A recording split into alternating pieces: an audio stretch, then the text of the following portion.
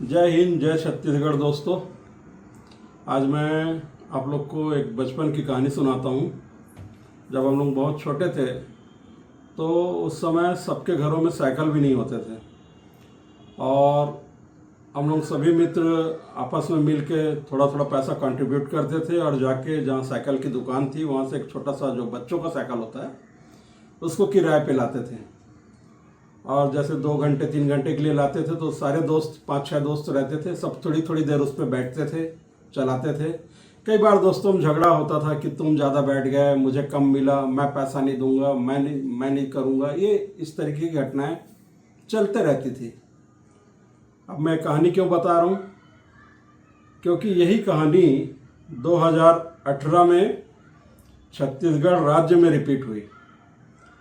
हुआ ऐसा कि दिल्ली सल्तनत के शहजादा ने जब 2018 में छत्तीसगढ़ में कांग्रेस की सरकार बनी तो उन्होंने 2.5 साल का फार्मूला छत्तीसगढ़ के अंदर लाया और पहले टर्म में भूपेश बघेल जी को यहाँ का मुख्यमंत्री बनाया और दूसरे टर्म में टीएस सिंहदेव जिनको कहा जाता है उनको छत्तीसगढ़ का मुख्यमंत्री बनाने की बात कही गई।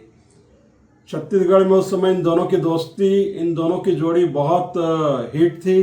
दोनों को जय और वीरू के नाम से जाना जाता था। दोनों के एक साथ फोटो जगह जगह दिखाए जाते थे। पर हुआ है कि जैसे जैसे 2.5 साल बीतता गया तो जो वीरू था, जो सरकार चला रहा था, उसके मन में लालच बढ़ा कि मैं 5 साल पूरे सरकार चलाऊं। और जय को लगा कि वीरू तो मेरा खास दोस्त था, अपना वादा निभाएगा और मुझे अपना सरकार सौंपेगा। पर हुआ ऐसा नहीं और अंततः वीरू ने दिल्ली सल्तनत के शहजादे को एक्स्ट्रा पैसे देकर वो पूरी सत्ता हथिया ली 5 साल के लिए। अब आपको मालूम है कि ड्राइविंग सीट पे वीरू बैठा हुआ था और पीछे जय था। तो जय भी कहाँ पीछे रहने वाला। वो जब वो साइकिल चला रहे थे तो हिला के डुला के बार बार बैलेंस बिगाड़ के पूरी सरकार को दोनों ले जाके नाली में घुसा डाले और छत्तीसगढ़ से कांग्रेस की सरकार गायब हो गई। अब आपको ये भी बता रहा हूँ कि 2.5 साल में जो सेकंड हाफ वाला 2.5 साल था, इसमें दुकानदार ने भी अपना रेट बढ़ा दिया। जिस रेट पे दिया था उससे 3 गुना रेट मांगने लगा दिल्ली सल्तनत के शहजादा। तो उसकी पूर्ति के लिए यहाँ के जो जमींदार बने थे भूपेश दाऊ जी, उन्होंने, जानते हो कितने प्रकार की घोटाले छत्तीसगढ़ में हुए, बड़े बड़े घोटाले हुए। आज भी जांच चल रही, बहुत सारे लोग जेल में हैं, बहुत सारे लोग बेल में हैं और बहुत सारे लोग अभी और जेल जाने बचे हुए हैं। तो ये मैं इसलिए बता रहा हूं कि ये कौन सी परंपरा है इस शहजादे का, कौन सा ये तरीका अपना रहे हैं। अगर भूपेश बघेल जी सरकार अच्छी चला रहे थे तो उनको कंटिन्यू कर देना था 5 साल के लिए। अगर बुरी चला रहे थे तो पहले ही हटा देना था। सरकार तो परफॉर्मेंस के आधार पर चलती है ना, कि व्यक्तियों के आधार पर चलती है। अब मैं एक घटना इसलिए आप लोग के सामने लाया हूं कि अभी सेम प्रकरण चल रहा है कर्नाटक में। कर्नाटक में भी जय और वीरू की जोड़ी चल रही है। वहां वीरू अभी राजभवन में बैठा हुआ है और अब कुर्सी से पीछे हटने का नाम नहीं ले रहा, छोड़ने का नाम नहीं ले रहा। और जय लगातार दिल्ली और दिल्ली से बेंगलोर, बेंगलोर से दिल्ली लगातार हल्ला कर रहा है, छोड़ो छोड़ो अब मैं बैठूंगा, अब मेरी बारी है। पर सिद्धारमैया मान ही नहीं रहे। पर मुझे लगता है छत्तीसगढ़ की घटनाओं से शिव कुमार ने सबक लिया हुआ है और मुझे ऐसा लगता है कि अगर इन दोनों के बीच फैसला नहीं हो पाएगा, जो लग रहा है कि फैसला हो भी नहीं पाएगा, सिद्धारमैया छोड़ने वाले नहीं है और शिव कुमार छोड़ने वाले नहीं है, तो उस कंडीशन में वहाँ की भी सरकार चले जाएगी और ये जो सल्तनत चल रही है दिल्ली की, इनके जो आवक है वो बेंगलोर से, वो कर्नाटक से बंद हो जाएगी। एक बहुत गंभीर चिंतन का मुद्दा है इस देश के अंदर कि ये जो शहजादा है ये इस तरीके की रीति और नीति क्यों बनाते हैं कि 2.5 साल हो सकता है, अगले बार के इलेक्शन में सब 5 लोगों को बोले आप लोग 1-1 साल करिएगा, 5 लोग 5 साल करिएगा करके। तो ये सोचने वाली बात है।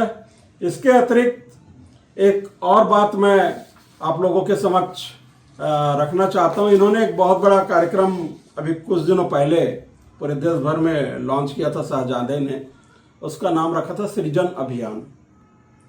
इसके तहत उन्होंने कहा था कि अब जो जमीनी कार्यकर्ता है कांग्रेस का, उसको बाहर निकालेंगे, उसको ब्लॉक अध्यक्ष बनाएंगे, उसको जिला अध्यक्ष बनाएंगे, उसको प्रदेश अध्यक्ष बनाएंगे। कोई बड़े नेताओं का कोई इंटरफेरेंस नहीं रहेगा। जो हमारे पर्यवेक्षक जाएंगे, सब जगह उन्होंने जिलों में पर्यवेक्षक नियुक्त किए और अलग अलग राज्यों के पर्यवेक्षकों को भेजा गया। छत्तीसगढ़ में भी एक कार्यक्रम हुआ और बाहर से पर्यवेक्षक आए, उन्होंने फॉर्म बांटे कि भाई कौन कौन लड़ना चाहते हो आप लोग, फॉर्म भरिए। सब लोगों ने 25, 30, 40, 50, 60 जितने लोग थे जिनका इंटरेस्ट था, सब लोगों ने फॉर्म भरा। फॉर्म भरने के बाद सबसे 1 to 1 चर्चा किए, वरिष्ठ नेताओं से चर्चा किए, जमीनी नेताओं से चर्चा किए। सब चर्चा करने के बाद हुआ वही जिसका डर था। फिर से मैं खास करके छत्तीसगढ़ की बात बता रहा हूँ। दाऊ जी गए दिल्ली, यहाँ के प्रदेश अध्यक्ष को बुलाया गया, टीएस बाबा को बुलाया गया, चरणदास महंत जी को बुलाया गया, अन्य वरिष्ठों को बुलाया गया और वही शहजादे ने फिर से आम कांग्रेस के कार्यकर्ताओं के साथ एज यूजुअल धोखा, जो पहले भी धोखा देते आए हैं, लोगों के अंदर उत्साह पैदा करते हैं, आशा पैदा करते हैं और फिर बाद में जाके उनको जो धोखा देते हैं, उसी कार्यक्रम की तरफ धोखा देते हुए यहाँ पे जिला अध्यक्ष उन नेताओं के बोलने पे उन्होंने जिनको जिनको जहाँ पे जैसा कहा, और खास करके छत्तीसगढ़ में भूपेश बघेल जी की एक तरफा चली और उन्होंने अपने लोगों को समस्त जिलों में जिला अध्यक्ष बना के बैठा दिया। बहुत सारे लोग कांग्रेस के वाकिफ हैं, बहुत सारे हम लोग, मैं यूथ कांग्रेस चुनाव जब शुरुआत हुआ था, यही शहजादा ने लाया था प्लान के। पहले मनोनयन होता था यूथ कांग्रेस में, सीनियर लीडर लोग आपस में बैठ के मनोनीत कर देते थे, अध्यक्ष बनेगा ये है वो है, और कांग्रेस अच्छी चल रही थी, यूथ कांग्रेस अच्छी चल रही थी। इन्होंने एक कॉन्सेप्ट लाया कि नहीं, चुनाव होंगे।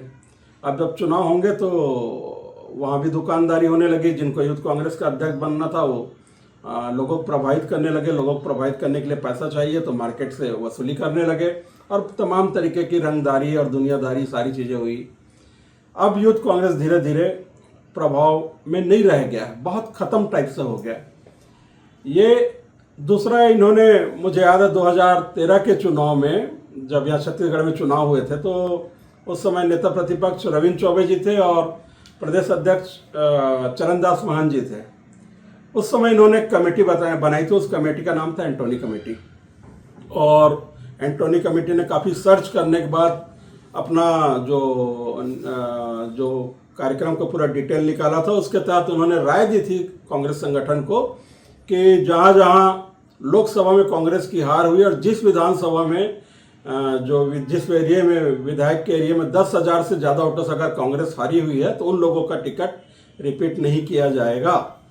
तो उस समय मैं कांग्रेस में था और मेरी बात चरणदास जी महंत और रविंद्र चौबे जी से हुई थी। उन्होंने कहा कि दिल्ली के दरबार के शहजादे से हमारी बात हो गई और पूरे नए लोगों को टिकट मिलना, चूँकि यहाँ पे खास करके दुर्ग जिला में सारी सीटों में लगभग 10,000 से ऊपर वोटों से कांग्रेस का लोकसभा प्रत्याशी हारा हुआ था। पर मुझे डर था फिर से कुछ गड़बड़ होगा और फिर वही बात हुई। वो जो एंटोनी कमेटी की रिपोर्ट थी उसको एक कूड़ेदान में डाल दिया गया और फिर से अपने अपने लोगों को टिकट बांट दिया गया। इसके कारण जो आम कांग्रेस के कार्यकर्ता हैं और जो सेकंड लेवल के जो लीडरशिप है वो ख़त्म होते जा रही है। जो लोग चुनिंदा लोग जो पार्टी के प्रदेश में और राष्ट्रीय लेवल पे आज बैठे हुए हैं, वो अपना प्रभाव ऐसा रखते हैं कि उनके बिना अनुमति के कोई भी एक भी जमीनी नेता कांग्रेस में बैठ नहीं सकता, कुछ बन नहीं सकता। उनको सिर्फ और सिर्फ दरी उठाने का काम दिया जाता है। अगर उतना कर सकते हो तो ठीक है, नहीं तो आप कांग्रेस से बाहर चले जाओ, क्योंकि यहाँ पे विधायक और सांसद उन राजनेताओं के परिवार के लोग बनेंगे, उनके अपने लोग बनेंगे, जिन पे उनकी आस्था होगी, विश्वास होगा, वही लोग बनेंगे, ना कि जमीन से कोई कार्यकर्ता आके बनेगा। अभी एक छोटा सा उदाहरण आपको मैं, भिलाई जिला है हमारे यहाँ भिलाई में, उसका बता रहा हूँ। यहाँ पे जब भिलाई जिला का नया निर्माण हुआ कांग्रेस का, तो उस समय दुर्ग के एक व्यक्ति को लाके, उनका नाम मुकेश चंद्राकर है, उनको यहाँ का जिला अध्यक्ष बना दिया गया। अब क्यों बनाया गया? भिलाई में इतने सारे लोग थे, अच्छे अच्छे लोग थे, यह एक म्यूनिसिपल कॉरपोरेशन का एरिया है, यहाँ पे अच्छे लोग नहीं थे, बिल्कुल थे, पर उन नेताजी को अपना प्रभाव यहाँ पे स्थापित करके रखना था, तो उन्होंने दुर्ग से उनको लाया और यहाँ पे जिला अध्यक्ष बनाया। अब उनका प्यार इतना ज़्यादा था मुकेश चंद्राकर के प्रति कि उनको विधानसभा का टिकट भी दिया गया, जबकि ये बात तय थी कि जो लोग जिला अध्यक्ष हैं, जैसे राहुल जी हमेशा बोलते हैं, बात तय थी जो जिला अध्यक्ष हो चुनाव नहीं लड़ेंगे, पर फिर से उनको टिकट दिया गया था। और जैसा कि होता है, उनको यहाँ की क्षेत्र की जनता ने स्वीकार नहीं किया और हमारे यहाँ के एक लोकप्रिय विधायक है रिकेश सेन जी, उनसे लगभग 40,000 वोट से वो चुनाव हारे।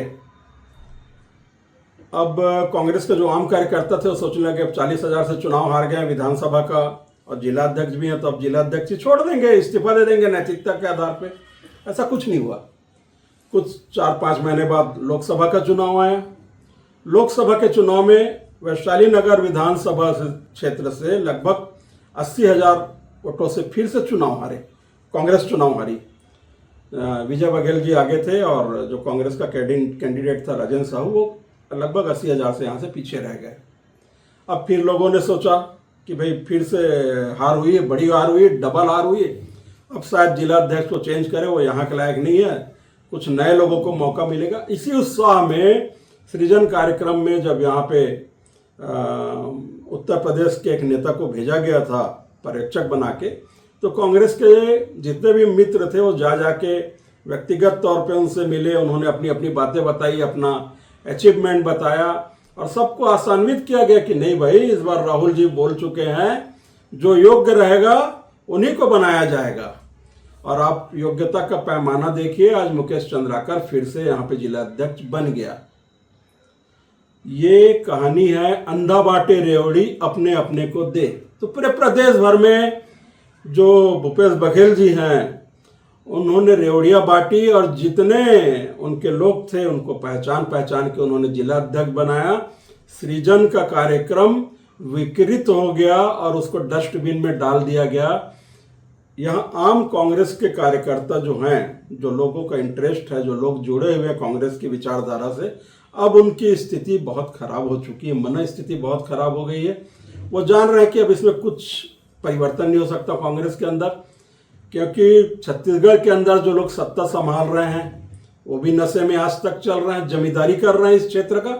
और जो दिल्ली में बैठा हुआ शहजादा, जिसको महामूर्ख महामानव की उपाधि कही जाती है, पप्पू कहा जाता है, वो तो और भी अब क्या बोलूं उसके बारे में, बहुत ज़्यादा मैं पूरे देश और पूरा विश्व उसके बारे में जानता है कि उसकी कार्यक्रम कैसे रहते हैं, जैसे आलू से सोना बनाना और बहुत सारी चीज़ें हैं।